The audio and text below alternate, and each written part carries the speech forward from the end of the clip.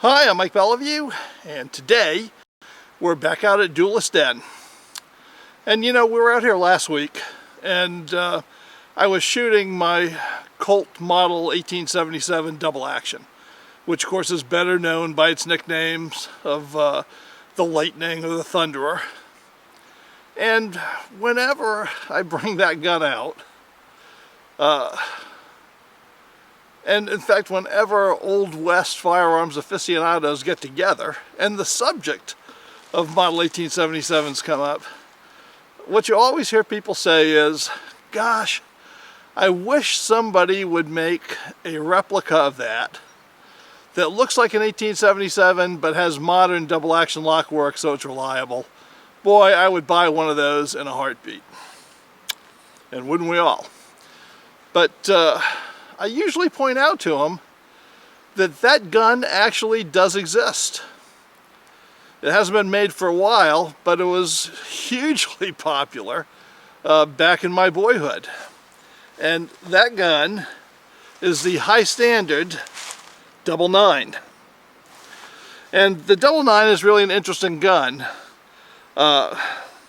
because it was made on a normal double action revolver frame, just as they were making their Sentinels and their other guns. But they made it with Old West styling to kind of cash in on the Western TV and movie craze. It was really at its peak when this thing was developed. And I always felt that this was kind of marketed towards kids. That may be a funny thing to say about guns these days when everybody's so paranoid about them. But basically, this is for kids that wanted a cowboy gun that could shoot fast. And adults too. But I know I wanted one terribly as a kid. I did not get one. But I've had this one for, golly, close to 40 years, I guess, quite a while. So I just missed being a kid. But at any rate, this is not an exact clone of the Model 1877, but it's very close, and it is a modern double action revolver. So let's take a look at it. I'll show you the features of it, and we'll go do some shooting with it. And I'll even clue you in on a modern gun just came on the market that's made that is actually a complete copycat of the high standard 99, and you might want to pick one of those babies up. Well, High Standard introduced a 99 in 1958 when the Western TV genre and Western movies were really, they were at their peak. And they introduced it as a double action Western styled gun. And pretty interesting. So it's a 9-shot, which allowed them to basically make it on like a 38 size frame. So it's a 9-shot, it's got a rebounding hammer.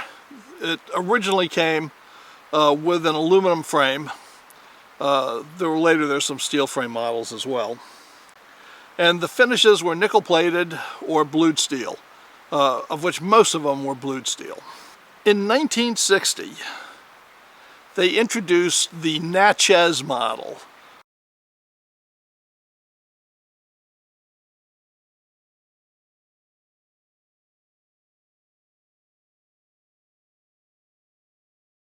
Of the 99. And the Natchez model was the one that featured bird's head grips. Now, I've got to tell you, this is not a Natchez model in real life, because when I went to buy one, that's what I wanted, but I couldn't find any. So I bought a standard one with the square butt, and I fabricated a Natchez style grip, and I put the Natchez plastic phony ivory grip panels on them. So this is not a real Natchez model, but it looks exactly like it. And that Natchez model is of course the one that most closely resembles the Model 1877 double action Colt revolver. And really it's very close, and I'll show you. We'll put them side by side and you can see there are some differences. The 99 is a bigger gun overall, and there are some differences in the frame styling. the bird's head grip lacks kind of the shelf at the top, which I think they really should have fabricated them that way. I know it's much easier to fabricate it as a clean arc, but I wish they'd made it look exactly like the Model 1877. And the hammer spur is flatter. There's more of an upsweep to the Model 1877 hammer spur. So okay, not exact, but pretty darn close. I mean, it's really as close as you're going to get, and it's fun to use. Now, the actual 99 has been out of production for decades. But just recently, and I mean very recently, Diamondback Firearms has started making an exact copy of the square butt style, which they call the Sidekick. And it's exactly the same. It's a 9-shot, 22 caliber, double action, single action revolver. It's got it's got interchangeable cylinders for 22 Magnum or 22 long rifle, so it's pretty versatile. They are not crazy expensive, and if you get one, you could easily do the same little trick I did if you can find some of these Natchez grips, and even if you can't, you can fabricate your own, and you could make your own copy of an 1877 double action revolver. So they're out there. So if that's the holy grail for cowboy double actions, is a modern lockwork version of the 1877, baby, you got it. So let's go shoot that thing. Well, you know, it's kind of funny. I've had this high standard for, like I said, about 40 years, and yet I have never stood up against Evil Roy with it. And I think we got to correct that right now, because as I'm filming this, it's late December. We've had a strange year, quite warm, but snow's in the forecast for next week, which means this is probably my last chance to get out here to Duelist End before it's closed up for the season. So old Roy, he's going to be getting his like 4-month nap pretty soon. So I'd better get this 99 on him right now if I ever want to do it. So I think I'm going to shoot a few, maybe 4 or 5 single action, and then finish up with double action.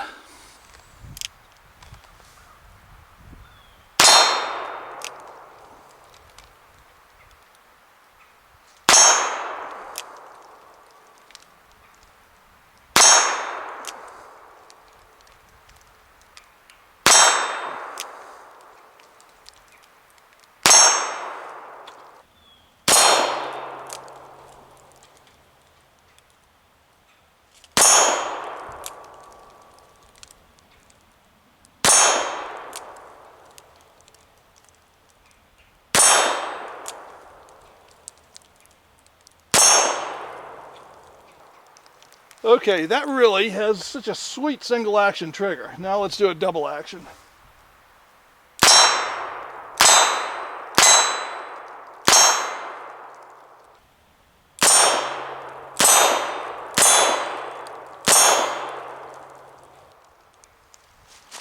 It's got a pretty heavy double action trigger.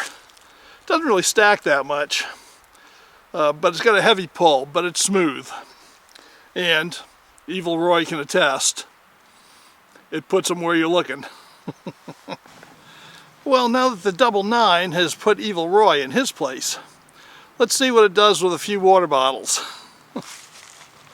We'll see how these 22 hollow points, they might generate a good shockwave in there. We'll see.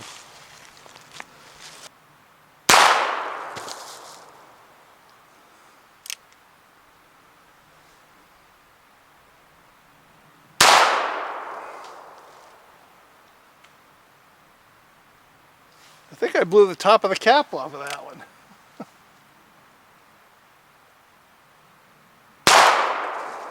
Yep, that's what I did. All right, I'm going to try to get the other one laying down.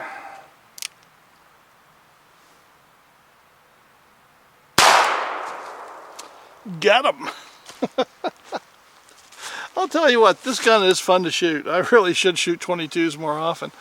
The problem is I've rarely shot 22s since I was a kid because you know, my whole writing career was mostly about either cowboy guns, which are 44s, 45s, you know, a few 38s here and there, the 36 C&Bs, 44s, you know, all the bigger bore centerfires or centerfire equivalents, and then combat handguns, which I wrote for Combat Handguns magazine pretty extensively. So I was always shooting 45s and 9mm for that, and I reload all that stuff. So I just never really needed to shoot 22. I always shot the stuff I was going to shoot. You know, the kids shot the 22s. But I'm having quite a bit of fun with this. Well, I thought I shot the cap off of this bottle, and you know, I've done that with higher velocity rounds where you'll hit it and it builds up so much hydrostatic pressure that it just actually blows the cap right off the bottle, which is fun. I thought I did that on this one, but what I actually did is I shot it right at the neck. So water jetted out and it looked like that, and then I drilled it, you know, for the kill shot right here. But anyway, that was kind of interesting. Well, I'm going to see if I can take out some clay birds with the 9. Wish me luck.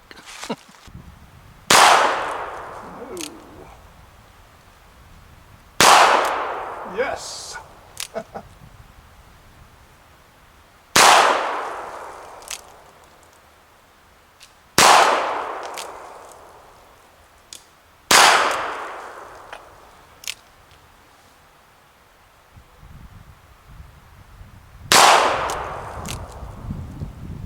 They don't want to break, they're just drilling right through.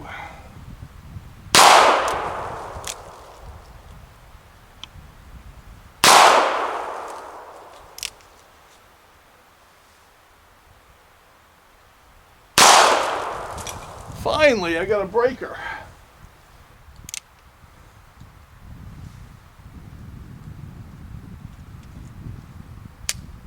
Oop, I guess that's 9. Darn it, darn it, darn it. Well, I'm going to load up again and see if I can actually break those. I'm just putting holes in. Well, these little 22 caliber rounds are mostly just drilling holes in my clay birds instead of breaking them. I've only been able to break one so far. So I reloaded, and I'm going to see if I can break those guys up a little bit more.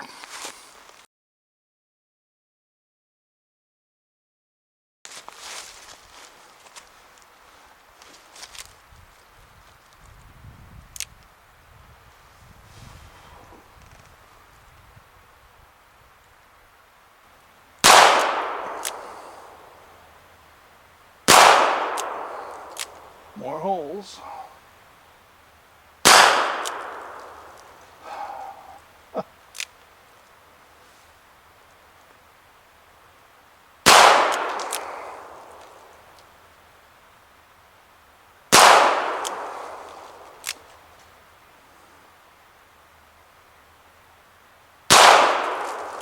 Finally.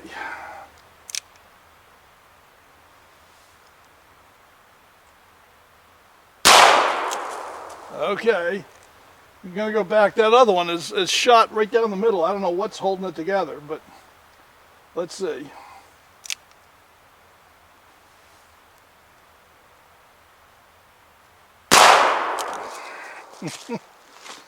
What I did is I shot it that time on the right side, figuring I could actually make it break apart, because I had shot a line right down the center of it. There's nothing should have been holding it together except the holder at the bottom, I guess.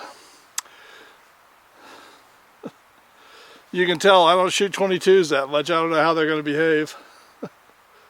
But they are fun. So what are my final impressions of High Standards 9? Well, I think this gun's as much fun to shoot now as it was in 1959. And as I told you, Diamondback is coming out with an exact copy called the Sidekick.